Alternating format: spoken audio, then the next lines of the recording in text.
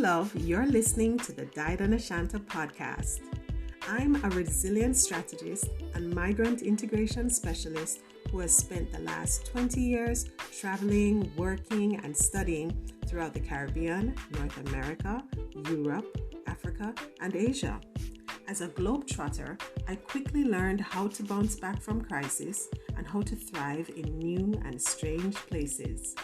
I've used my training and experience to develop a resilience-based framework, and now I help others to get over the hurdles that come with living in a foreign country.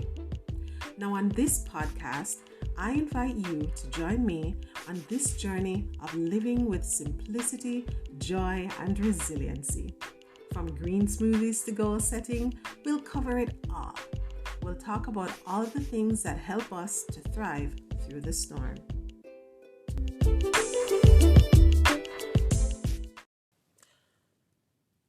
Welcome to the Died on Ashanta podcast. This is episode 32, and today we are talking about how you can be purpose-driven.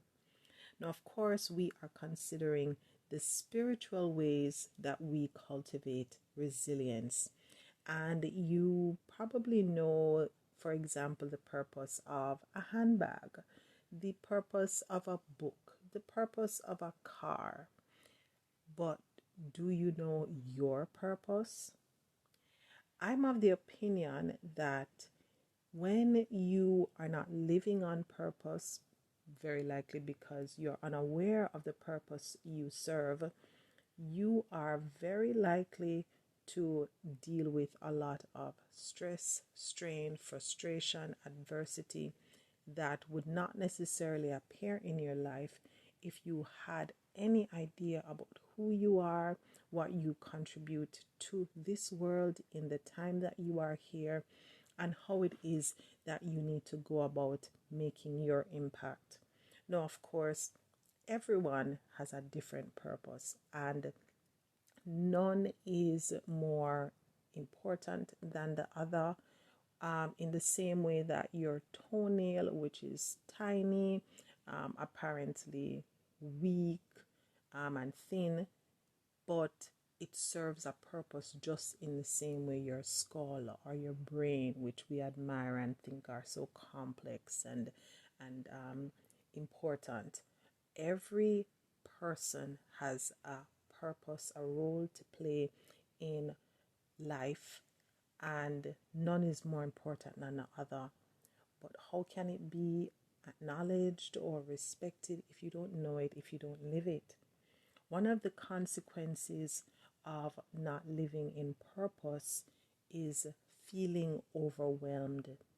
You will be chasing and taking on a lot of things that don't make any significant progress. It's not building anything. You can't see where all of your busyness is going. It's not showing any development, or you'd say there is no compounding interest to come from all your efforts.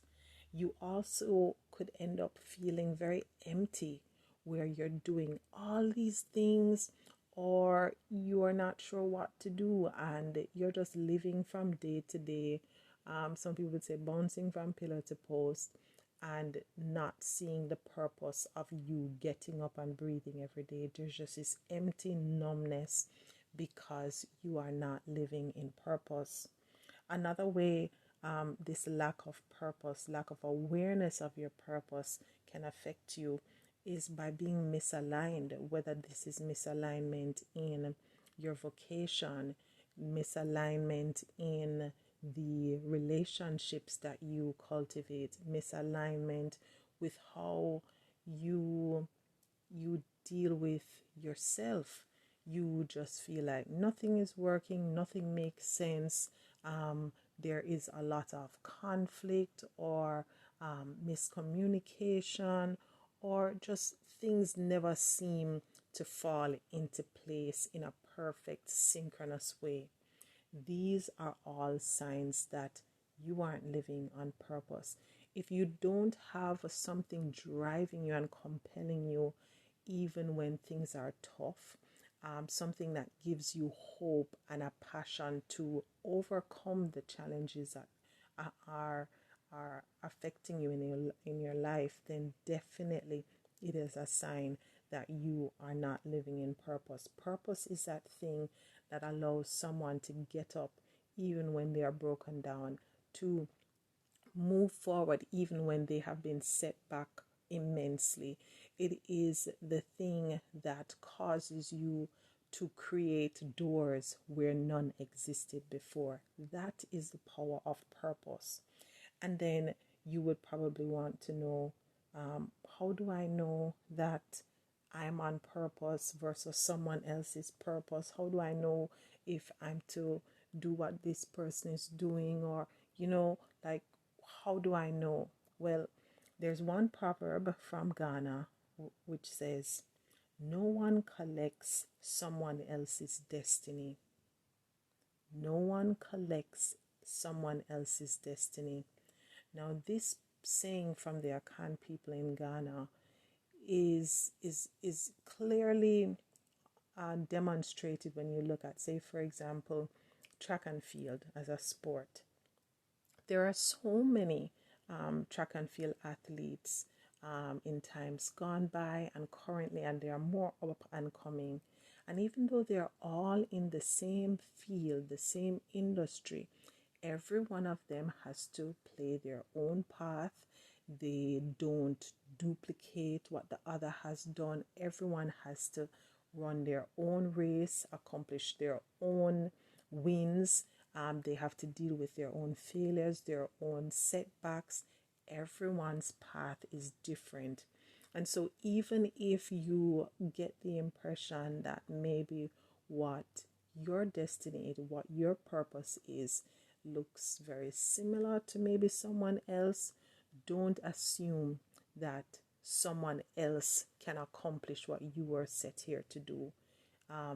You will do it your own way. You will impact your own set of people. You will leave your own legacy. Now, you're probably wondering, so how on earth do I figure out why I'm here? Well, I will suggest 4 ways that you can, 4 steps you can take into being purpose driven. Number 1, evaluate. Evaluate who you are. If you don't understand yourself, then no one else can tell you who you are, why you're here, and how you are to go about living life. And it can be simple things like finding out what brings you joy, what makes you feel devastated, what excites you, what intrigues you, what makes you ask many questions, what can you go on about endlessly without anyone else prompting you to. There are certain natural inclinations that each individual has, and the more they follow those individual interests, those personalized passions, then the more they are likely to be on purpose. Once you have evaluated who you are, what drives you, and where it is that you like to head in your life, then it is important that you explore the options that are out there, not just what you've been familiar with all your life, but look into new things, new skills, new fields of knowledge, new destinations, locations for people to live or work or go to school. Try new things. There are so many people who they are the first in maybe their family or their community to try a particular thing. And once they have tried it, they have become the best at it. You never know until you try something new. If you try something new and it doesn't hit the spot, move on, try something else. The third step, I would say, is to emulate. Once you've identified something that you're truly passionate about, something that you are naturally inquisitive about, and no one has to encourage you to pursue it or to do it, then find those who are doing well or who have gone this path before and try to follow them, copy them. Success leaves clues, right? This is a popular quote. And so For example, if you wanted, using the track and field reference from earlier, if you wanted to be a track and field sprinter, say, then you would start to emulate sprinters. You wouldn't emulate long distance runners or hurdlers. You would emulate sprinters. So you identify people who are familiar with where you're headed and what you want to do, and try to learn as much from them as possible. And once you have attained, you'd say, some equal level of competence in this area that's interesting to you, then your next step is to excel. Be the best you that you can be in that area. You are not going to try to be better than someone else. You are going to do the best that you can do. And definitely, once you find yourself doing something that brings you joy, that no one has to wake you up, you don't need an alarm clock, no one has to encourage you to continue working at it, but you stay and even forget your own interests. You might forget to eat, you might forget, you might not feel sleepy once you're doing this thing, once you're doing the work that you were purposed to do. And then, of course, you have to look at whether or not this thing is just self-serving. Are you doing something that the only benefits that come from it are what you gain for yourself? Or is it impacting your community, whatever that community is, whether it's your, physical neighborhood, or a community of people that share your goals, your values, your challenges?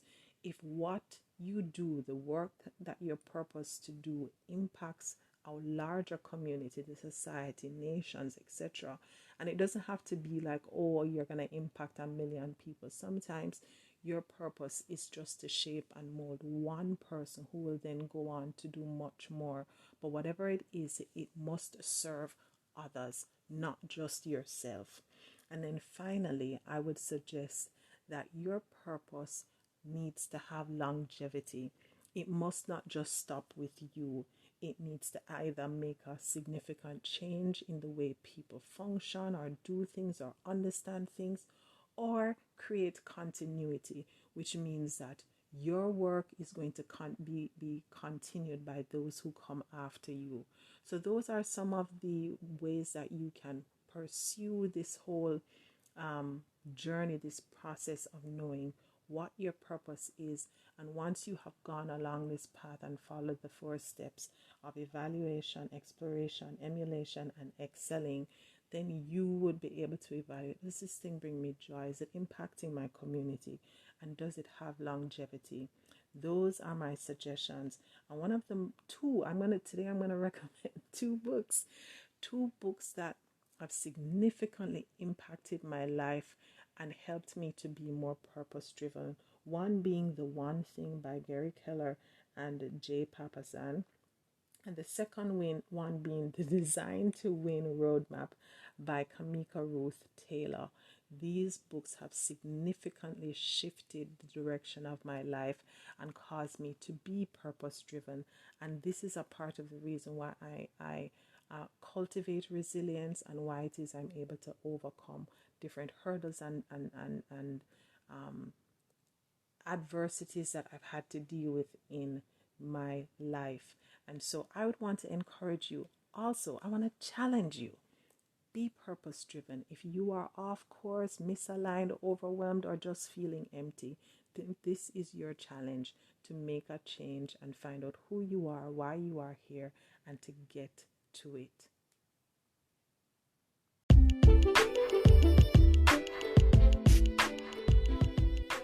Thanks so much for listening, love. If you enjoyed this episode, head over to diadanashanta.com. I'd love to hear your thoughts on today's message. Be sure to drop your email address so I can send you some helpful resources, updates, and the occasional music video that I may have on repeat. Make sure you subscribe and spread the love with someone you care about.